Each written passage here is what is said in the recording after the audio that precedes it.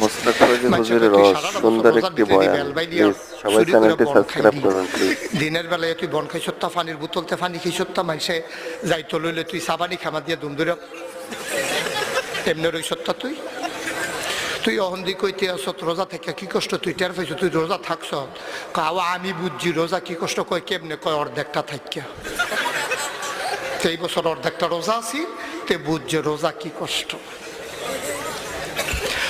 মুসলমান রোজার জন্য তোমারে পিটাবে, নামাজের জন্য তোমারে পিটাবে, আবার আল্লাহ ডাক দিয়া বলবেন বান্দারে ও বান্দা জান্নাতে যাইবি নাকি?